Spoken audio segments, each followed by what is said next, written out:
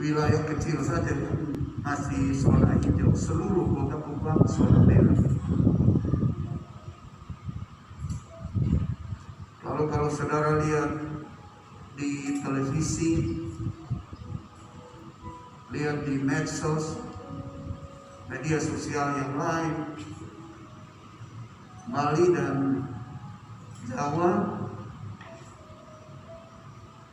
sudah memasuki mulai dari tanggal 3 kemarin sebagai daerah yang tertutup karena laju pertumbuhan dan pengembangan terinfeksinya masyarakat Indonesia di pulau-pulau itu begitu meningkat. Kematian di daerah Jakarta sekitarnya kemarin 23.000 sampai ada kuburan yang harus diisi dengan 3-4 orang karena tanah kuburan pemerintah sulit mendapatkan. Jadi kalau ada papa yang mati lalu ikut istri, apa kubur digali, tumpuk di situ. Kalau anak lagi tumpuk di situ lagi. Ketika kita melihat keadaan ini, Bapak Ibu, saudara-saudara, ini sesuatu yang sangat mengerikan kita semua. Anda gentar atau tidak, tapi keadaan ini sedang menggoncangkan seluruh dunia, sedang menggoncangkan Indonesia, sedang menggoncangkan kita di NTT, di Kupang ini. Hari ini hampir sebagian besar gereja di Kota Kupang itu tidak beraktivitas walaupun belum ada surat yang keluar dari pemerintah untuk PPKM atau lockdown atau apa begitu. Sebab semua ada dalam keadaan was-was. Tadi pagi sedang kebaktian berjalan, mobil pengawal jenazah lewat dari depan gereja. Tidak tahu 2 kali atau 1 kali. Itu menuju ke Fatwa. Kita belum tahu yang menuju ke pemakaman Pensui berapa banyak, atau pemakaman Naimata itu berapa banyak. Kita tidak tahu juga yang ke Namusai, atau kita juga tidak tahu ke dalam tempat pemakaman Kerpofri keluarga. Ketika saya melihat ini semua, Bapak Ibu, saudara-saudara, saya merasa bahwa semacam ada hukuman yang dilepaskan oleh Tuhan untuk bumi, semacam kutuk, semacam bencana yang menimpa dunia ini. Karena memang kejahatan dunia ini sudah meningkat. Pelacuran, persinahan, perselingkuhan, pembunuhan, perampokan, tindakan-tindakan tidak manusiawi, suami yang beristri pergi cari perempuan lain, istri yang punya suami pergi cari laki-laki lain, anak-anak muda melakukan apa yang disebut free sex di permukaan bumi ini.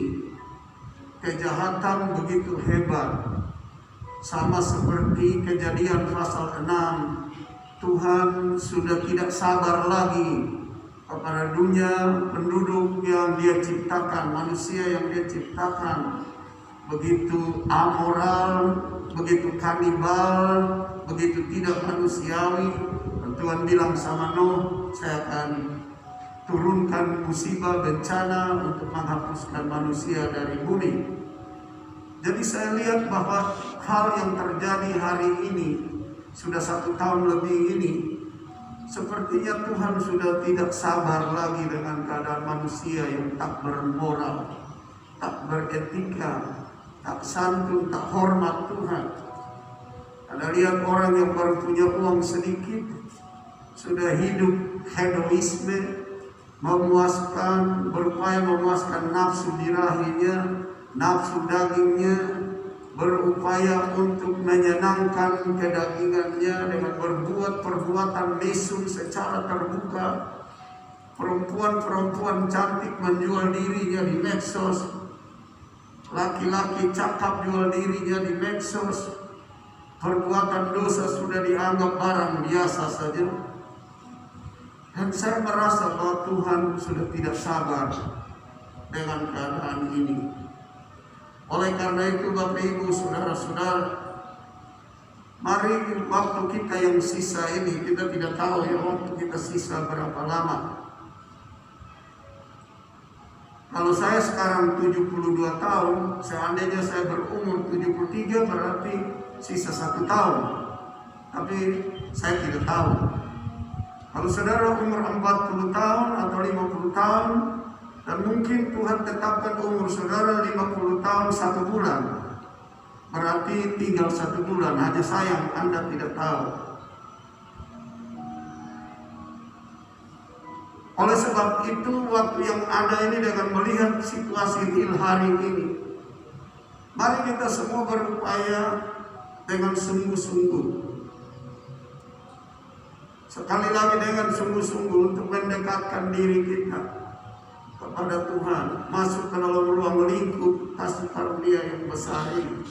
Sebab di dalam pengamatan kita semua, akan saya secara pribadi, dosa ini yang saya coba sebutkan tadi bukan saja berlaku di dunia sekuler, tetapi di dalam dunia gereja pun kejahatan begitu bekerja keras, dosa bekerja begitu hebat.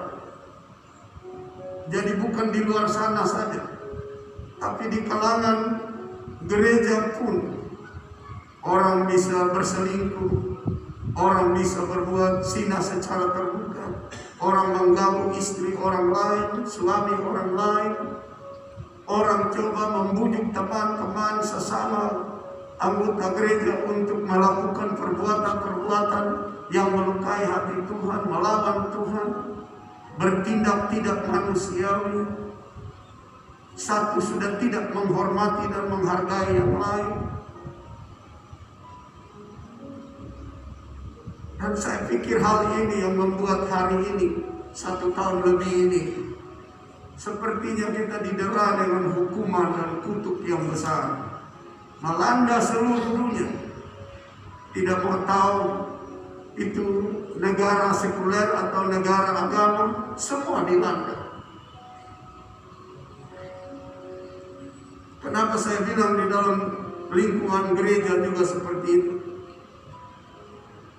Contoh yang nyata pada akhir-akhir ini, Anda dengar tentang Bill Gates, orang kaya dunia,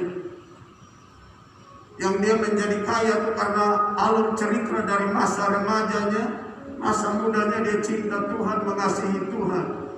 Lalu Tuhan memberkati dia menjadi orang kaya dunia. Bulan yang lalu ia menceraikan istrinya dan dia mulai mengunjungi tempat pelacuran, berselingkuh dengan pegawainya, hidup hedoisme karena kekayaannya, dan berbuat perbuatan-perbuatan naif di mana-mana. Pegawai-pegawainya membuat pernyataan bahwa Bill Gates yang sekarang ada adalah Bill Gates yang tidak sama seperti yang dulu, yang membuat kami berpikir dia orang rohani dan kami bekerja di perusahaannya. Dan mereka sebagian besar keluar dari perusahaannya karena tidak mampu menerima kesaksian hidup hari ini. Anda lihat itu kejahatan ada di mana-mana, dan mungkin hati Tuhan sudah tidak sabar lagi. Sepertinya panjang sahabat Tuhan sudah dekat-dekat berakhir. Karena itu Bapak Ibu Saudara-saudara, bila kita masih berkesempatan beribadah mendengar firman Tuhan dan berkesempatan untuk melakukan sesuatu yang baik menyenangkan Tuhan, lakukan itu. Nah, setiap kali sebelum saya berkhotbah, saya selalu menyinggung tentang tema besar kita in 2021, di tahun 2021 21, yaitu that is everything must be changed, yaitu segala sesuatu harus berubah. Dunia sekuler, dunia yang dikuasai oleh iblis, sedang membuat perubahan-perubahan dari kehidupan normal menjadi abnormal, dari keadaan bermoral menjadi tidak bermoral, dari keadaan yang santun berubah menjadi tidak santun. Dunia sekuler, dunia setan, dunia kedagingan sedang mengalami perubahan menuju kepada puncak kejahatan, dan kita harus menuju kepada perubahan dalam pengertian yang positif. Kita harus menuju dan masuk kepada perubahan yang berarti. Nah, di dalam Big Bang in 2021, that is everything must be changed. Kita punya tema besar di 2021 bahwa segala sesuatu harus berubah, dianalogikan, diilustrasikan, digambarkan dengan seorang petani that is going out to sow and plant seed. Dia keluar untuk menabur dan menanam benih, dan ada perubahan yang terjadi from the seed come out blade, and blade come out and grow tree, and tree grow branches, and branches grow flower, and flower bear fruit. Itu menunjukkan perubahan, karena dari benih atau biji yang satu keluar tunas, perubahan berkembang terus. Ada dari tunas muncul pohon dan carang-carang, perubahan muncul bunga, perubahan, dan endingnya menghasilkan buah. Dan ending dari sebuah tanaman adalah hasilnya atau buahnya. Jadi Bapak Ibu saudara-saudara yang saya kasihi dalam Tuhan, saya rasa Tuhan tidak salah memberikan kepada kita in 2021 Big Bang everything must be changed. Tuhan memberikan kepada kita satu tema besar. Sebelumnya kita tidak tahu tentang virus corona yang membuat perubahan yang begini hebat dan drastis dan masif, di mana semua kita mengalami perubahan, kegetaran, ketakutan, di mana-mana ada ratapan tangisan, di mana-mana ada bencana, di mana-mana ada hal-hal yang mendukakan. Tuhan taruh tema ini supaya kita berubah, karena tanpa perubahan kita tidak bisa menghasilkan sesuatu yang baik. Ending dari sebuah pohon menghasilkan buah, dan makna dari buah itu memiliki dua makna besar. Satu, hasil dari buah yang baik itu bisa dirasakan oleh orang lain. Yang kedua, buah itu mengakibatkan multiplikasi atau pelipat gandaan kelanjutan hidup. Kesaksian, walaupun kita sudah mati masih ada kelanjutan kesaksian, masih terjadi multiplikasi seperti firman Allah dalam catatan Ibrani berkata, meskipun Habel sudah mati tapi dia masih berbicara. Jadi Bapak Ibu saudara-saudara, satu pohon ending daripada pertumbuhan, perkembangan, perubahan ialah buah.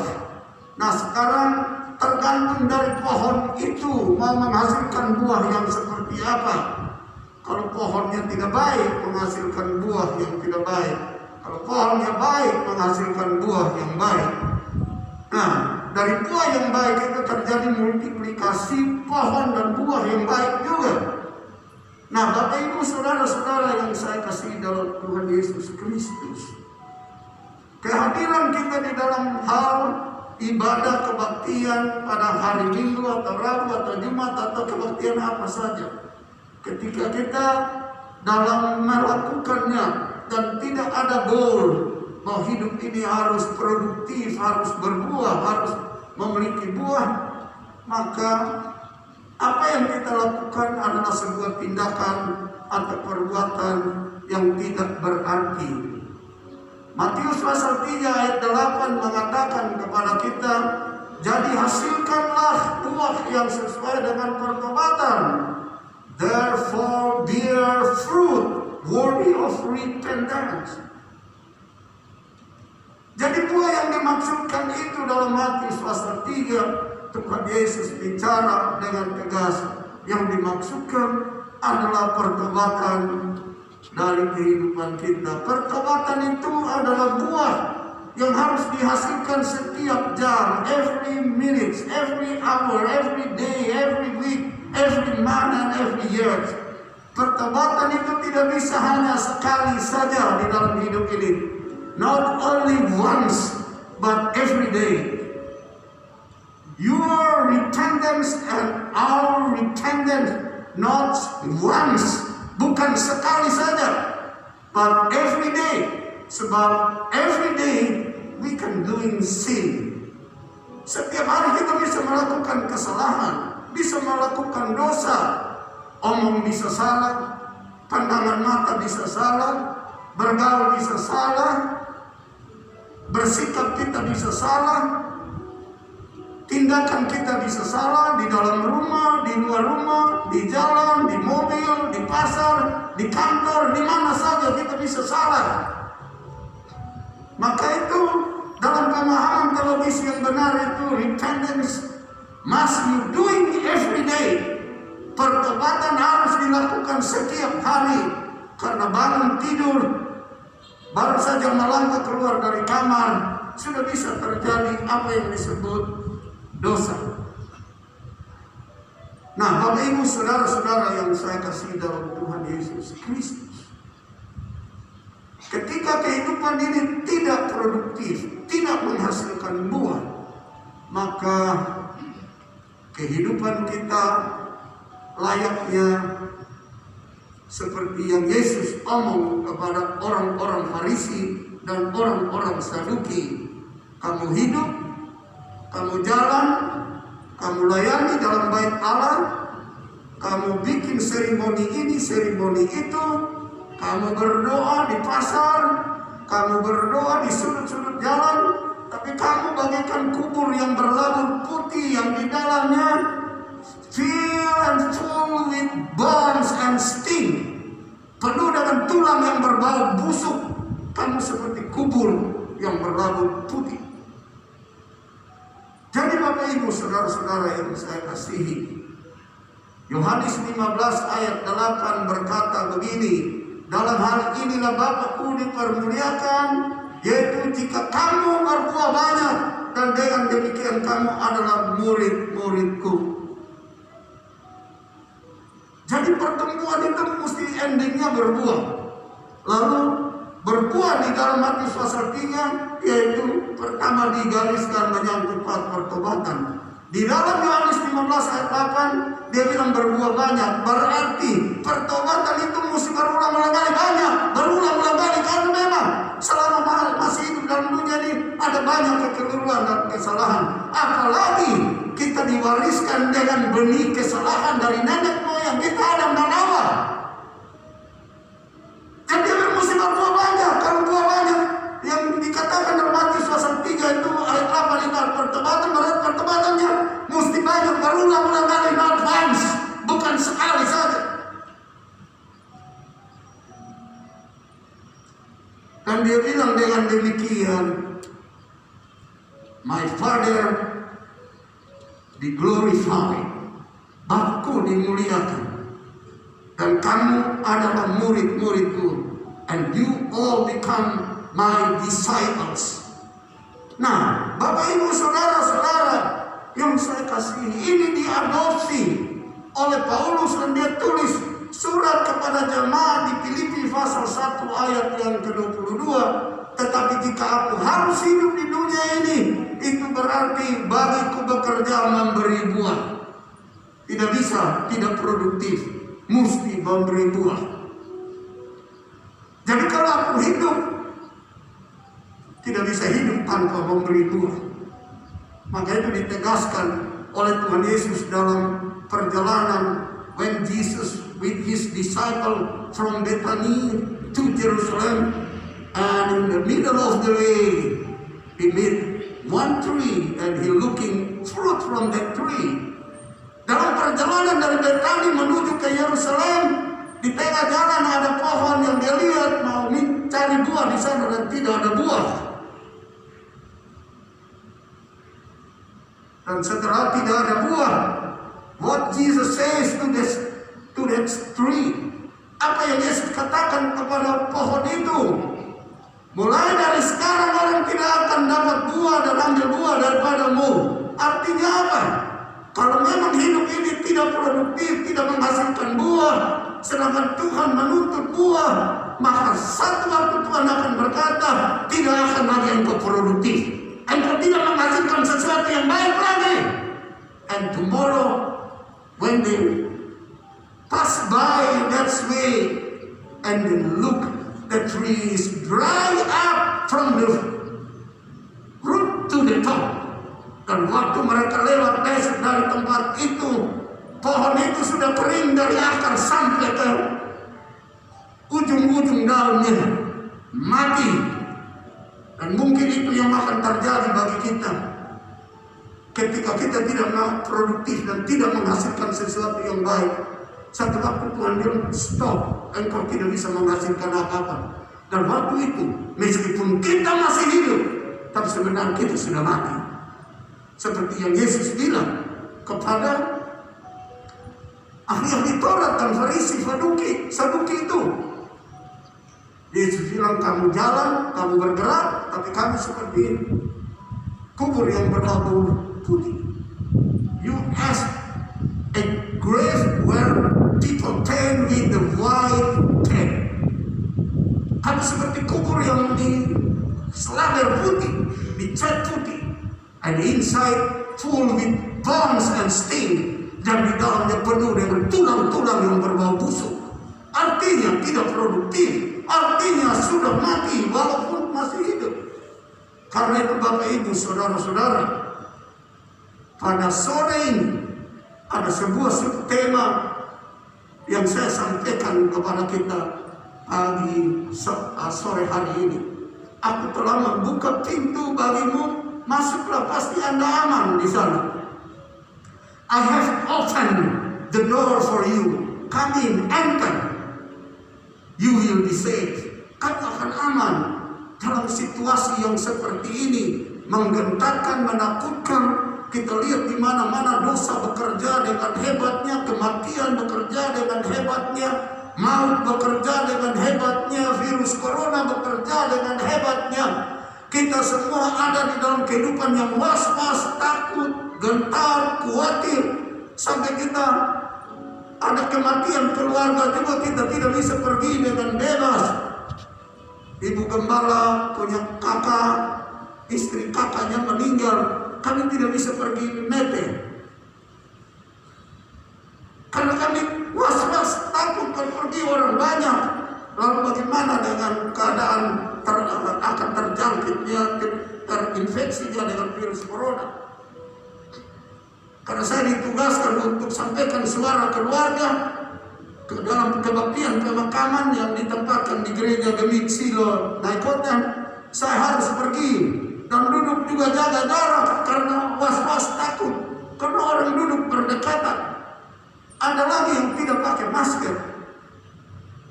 Selesai saya menyampaikan suara keluarga, langsung saya keluar dan pulang datang. Kebetulan di hari Jumat baru-baru langsung datang ke gereja untuk doa puasa. Jadi Bapak Ibu, saudara-saudara yang saya kasih dalam Tuhan Yesus, saya sampaikan kepada kita pada sore hari ini dengan sebuah subtema, aku telah membuka pintu bagimu, masuklah, pasti Anda aman. I have opened the door for you. Come in, enter, and you will be safe. Nah, Bapak Ibu, saudara-saudara yang saya kasih dalam Tuhan Yesus Kristus, ada perbedaan, has different about mankind with Lord, with God. Ada perbedaan antara Tuhan dan manusia. Tuhan tanpa saudara ketuk-ketuk pintu untuk saudara masuk ke dalam perlindungan dan pemeliharaannya, dia sudah buka pintu. Tapi in Revelation chapter 3 verse 20, dan di dalam Wahyu pasal 3 ayat 20, dia mengatakan, I stand before your door and knock and knocking and knocking, and who hear my knocking and open the door, I will come, enter with him, and eat with him, dine with him. Saya berdiri di muka pintu dan menggedor, dan siapa yang mendengar, dia bisa buka pintu dan saya masuk dan makan bersama-sama dengan dia. We get two different. Kita memiliki dua perbedaan.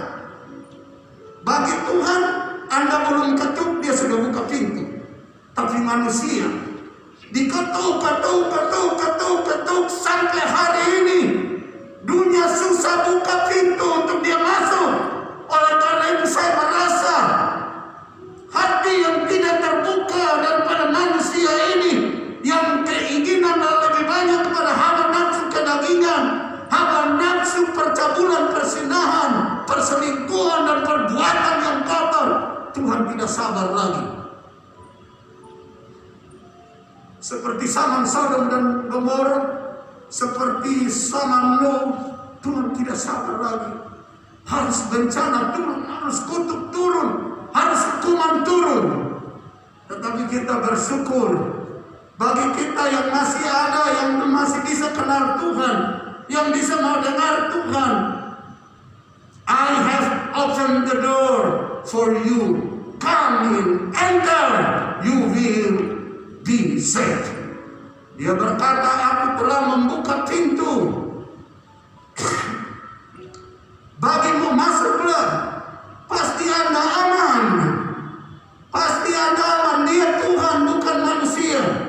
Anda belum ketuk, Anda belum berteriak minta, dia sudah buka pintu. Anda belum minta dia turun dari sorga untuk mati buat kita, untuk pengampunan dosa kita, untuk penyucian kita, penyelamatan kita. Dia sudah datang tanpa Anda dan saya ketuk pintu itu. Pintu itu sudah dibuka untuk kita. Ada amin. Hati manusia dalam Wahyu pasal 3:20, dia mesti berdiri dan ketuk ulang-ulang. Berarti hati manusia keras. Tidak ada kerelaan untuk buka. Mesti didobrak, mesti diketok, mesti dipukul, mesti dihajar. Lalu dia bilang, kalau ada yang dengar, saya harap saudara yang ada di dengar. Sebab dia bilang, if anyone hears my voice and opens the door, I will come in to him and dine with him, and he with me. Dia mengetok-ngetok, dan orang yang walaupun lambat buka pintunya, susah buka pintunya, tapi satu waktu dia bisa buka pintunya, aku akan masuk dengan dia, dan saya akan makan dengan dia, dan dia dengan aku. Tuhan bukan manusia. His love ever and ever. His love from the beginning to the end. Kasihnya dari kekal sampai kekal, dari awal sampai akhir. Kasihnya tak berkesudahan.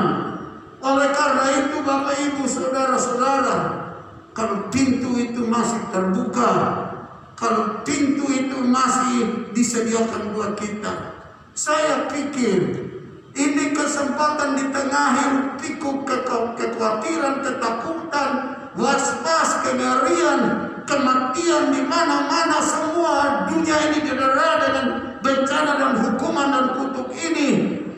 Walaupun itu menggoncangkan kita, tapi ada satu berita sore hari ini. Pintu anugerah itu terbuka lebar bagi kita.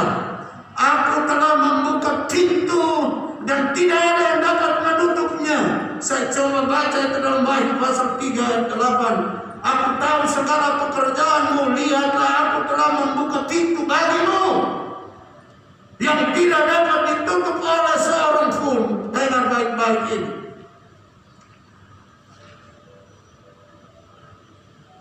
Tuhan bilang dia buka kesempatan.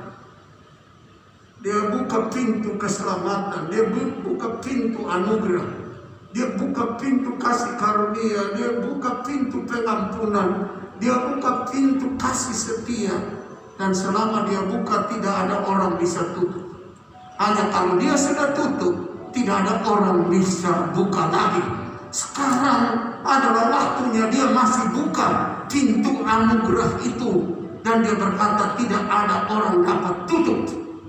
Ini sebuah kesempatan, ini sebuah anugerah, ini sebuah kasih karunia, di mana kami semua masih diberikan hidup, kesempatan menikmati masa anugerah, masa di mana kita bisa berubah, masa di mana kami bisa produktif, masa di mana kita bisa berbuah. Dilanjutkan dengan kelima. Aku tahu bahwa kekuatanmu tidak seberapa. Saya sudah buka pintu, hanya saya tahu kamu punya kekuatan tidak seberapa. Karena memang ada warisan dosa yang membuat kita tidak mampu, tidak kuat. Tapi pintu itu masih terbuka. Walaupun kita tidak kuat, dia bilang, tapi setidak-tidaknya dia bilang, kamu masih bisa beribadah, kamu masih bisa mau dengar firman Tuhan. Aku tahu bahwa kekuatanmu tidak seberapa, namun engkau masih mau menuruti firman-Ku. Kamu masih mau mendengar perkataanku. Kamu tidak menyangkal namaku dengan tindakan-tindakan seperti yang di luar sana, yang hidup amoral, yang hidup kanibal, yang hidup free sex, yang hidup tidak manusiawi, yang hidup berbuat kejahatan seperti sesuatu yang baik.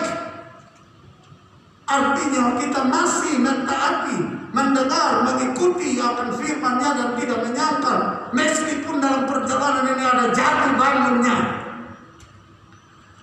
Lalu dia berkata, di sekitar kita, ayat yang 9, dia berkata, ini 2000 tahun yang lalu dia bilang, lihat beberapa orang dari jemaat iblis, yaitu mereka yang menyebut dirinya orang Yahudi, sekarang yang menyebutnya orang Kristen, kira-kira begitu. Ada di sekitar kita. Tetapi sebenarnya tidak demikian, karena perilaku mereka bukan Yahudi asli, mereka bukan orang Kristen yang turut firman Allah. Hanya KTP-nya saja. Hanya datang duduk di gereja untuk orang tahu bahwa mereka orang gereja. Tapi sebenarnya tidak demikian. Mereka berbohong, mereka berdusta, omong kosong. Di gereja kelihatan sebagai orang Kristen, di luar benar-benar seperti setan dan iblis.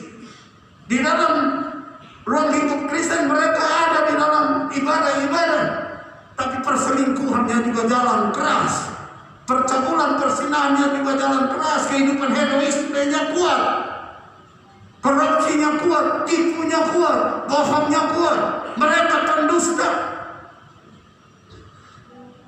Saya berharap bahwa tidak ada dari antara kita yang mendapatkan gelar, tetapi mereka pendusta, melainkan mereka pendusta. Yang selayaknya kita dengar adalah, walaupun kekuatan kita tidak seberapa, namun masih menuruti firman Allah, namun masih tetap setia kepada Tuhan, walaupun kekuatan kita kecil. Dan bagaimana dengan orang-orang ini ketika kita yang tidak punya kekuatan ini setia dan menuruti firman Allah, tidak menyangkal Tuhan, kita menjadi saksi yang baik. Dan mari kita lihat apa yang terjadi berikutnya. Akan kuserahkan kepadamu mereka-mereka yang berdusta, mereka-mereka yang hidup hedonisme, mereka-mereka yang hidup kotor. Firman Tuhan bilang akan kuserahkan kepadamu. Artinya apa? Lewat kehidupan kita ini mereka akan tunduk dan takluk. Mereka akan berubah. Nah, sekarang kita harus menghasilkan buah supaya mereka bisa mengecapnya dan mereka bisa diserahkan kepada kita dalam pengertian tunduk kepada Tuhan karena kesaksian hidup kita. Sesungguhnya aku akan menyuruh mereka datang dan tersungkur di depan kakimu dan mengaku. bahwa Yesus dan mengaku bahwa Yesus itu Tuhan, Yesus itu Allah yang hidup. Nah, bagaimana mereka yang di luar sana, yang hidup duniawi, yang hidup penuh dengan perbuatan yang tidak manusiawi, bisa datang tersungkur? Itu karena ada pohon yang menghasilkan buah, ada pohon yang menghasilkan buah yang mendatangkan rasa, yang sedang punya kesaksian yang baik, membuat mereka bisa datang tersungkur dan mengaku Tuhan itu Allah, Tuhan itu Juru Selamat, Tuhan itu Sang Pencipta. Karena ayat 10, karena engkau menuruti firman-Ku untuk tekun menantikan Aku, maka Aku akan melindungi engkau dari hari pencobaan yang akan datang atas seluruh dunia untuk mencobai mereka yang diam di bumi. Perkataan ini 2000 tahun yang lalu, bahwa akan datang masa di mana seluruh dunia akan ditimpa dengan cobaan, ditimpa dengan semacam kutuk, musibah, semacam hukuman, cobaan yang berat. Dan hari ini sudah 1 tahun seluruh dunia genap kebenaran firman Tuhan ini, seluruh dunia didera dengan cobaan yang hebat ini. Dan ayat yang ke-11 berkata, kalau tanda ini sudah terlaksana, Aku datang segera. Aku datang segera. Tentu pengertian Aku datang segera ini menunjuk kepada eskatologi, menunjuk kepada akhir zaman. Dan akhir zaman ini memiliki 2 makna bagi manusia. Akhir zaman secara individu dan akhir zaman secara universal. Secara individu, Aku datang segera, panggil engkau pulang ke sorga. Bukan melewati COVID-19, tapi karena engkau anakku yang kukasihi. Aku datang segera dalam pengertian kedua, sesuai dengan pertama Tesalonika pasal 4 ayat 16, 17, 18. Kalau tanda diberi, penghulu malaikat meniup sangkakala Tuhan Yesus turun dari sorga, yang mati dibangkitkan dan yang hidup diubahkan, lalu bertemu Yesus di awan permai. Aku datang segera. Peganglah apa yang ada padamu, supaya tidak seorang pun mengambil mahkotamu. Jadi Bapak Ibu Saudara yang saya kasihi, Tuhan Yesus sendiri berkata, I have set before thee an open door, and no man can shut it. Saya sudah buka pintu yang besar dan tidak ada yang dapat menutupnya. Pintu itu pintu anugerah, pintu itu pintu rahmat, pintu itu pintu keselamatan, kasih karunia. And no man can shut it. Dan tidak ada orang yang dapat menutupnya. Dan selama tidak ada orang dapat menutupnya, itulah peluang besar. Mari kita masuk ke dalamnya. Jangan kita berdiri di luar pintu, atau kita menjadi pintu yang tertutup keras dan sulit dibuka. Nah, dalam bagian ini Yesus berkata, Akulah pintu itu bagi domba-dombaku. Saya baca Yohanes 10 ayat 7. Jadi dia buka pintu, ternyata dia sendiri itu pintu. Maka kata Yesus sekali lagi, Aku berkata kepadamu, sesungguhnya Aku pintu. Akulah pintu ke domba-domba itu. Semua orang yang datang sebelum Aku adalah pencuri dan perampok, dan domba-domba itu tidak mendengarkan mereka. Akulah pintu. Barang siapa masuk melalui Aku, ia akan selamat, dan ia akan masuk dan keluar dan menemukan padang rumput. I am the door. By me, if any man enter in, come in, he shall be saved, and shall go in and out and find pasture. Yesus itu kasih karunia, Yesus itu cinta, Yesus itu anugerah, Yesus itu rahmat. Pintu itu terbuka. Dan dia bilang, siapa yang masuk? Whosoever enter by me, pass by me, he find pasture. Siapa yang masuk melalui aku, ia mendapatkan padang rumput. Ini bicara tentang kehidupan ganda jasmani dan rohani akan dipuaskan meskipun di sekeliling kami tergoncang-gancingnya sebuah orang karena bencana, karena kutuk, karena hukuman, karena ganjaran yang telah merenggut jutaan nyawa sampai hari ini.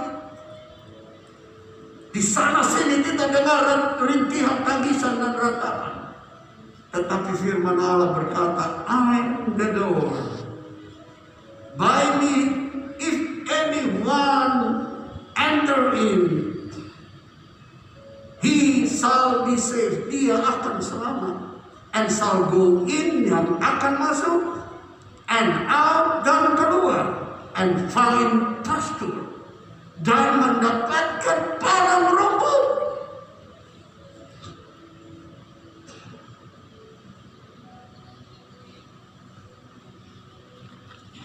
The door still be open till now. Pintu itu masih terbuka sampai sekarang. And no anyone can shut it. Dan tidak ada seorang bisa menutupnya. Itu yang disebut kasih yang tak berkesudahan. That is we say endless love. Itu yang kita katakan kasih yang tak ada ujungnya. Selama kasih tak ada ujungnya itu, pintunya masih terbuka. Mari kita masuk. Saudara dan saya adalah domba gembalaannya. Tiap pintunya kita masuk melalui, kita aman dan kita tenteram. Mari kita berdiri sebentar. May you stand up please. Waktu Yesus mati di salib untuk sebuah penegasan bahwa pintu itu terbuka, bukan kecil, lebar.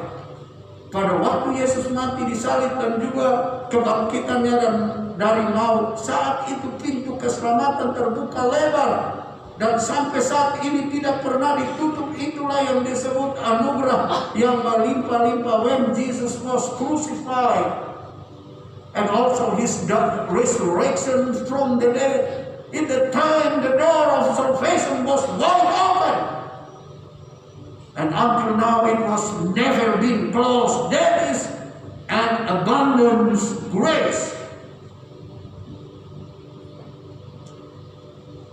Itulah kelimpahan kasih anugerah sesuai dengan Markus pasal 15 ayat 37. Lalu berserulah Yesus dengan suara nyaring dan menyerahkan nyawanya. Ayat 38. Ketika itu tabir bait suci terbelah dua dari atas sampai ke bawah. Tabir ini adalah pintu yang tertutup. Tidak ada orang bisa masuk ke tempat Maha Kudus. Tempat kemuliaan, tempat anugerah rahmat Allah berbicara dengan sahabat-sahabatnya. Tidak ada. Tapi waktu Yesus mati makin ditegaskan. Pintu yang tertutup itu tercabik dan terbuka lebar bagi semua kita. Besar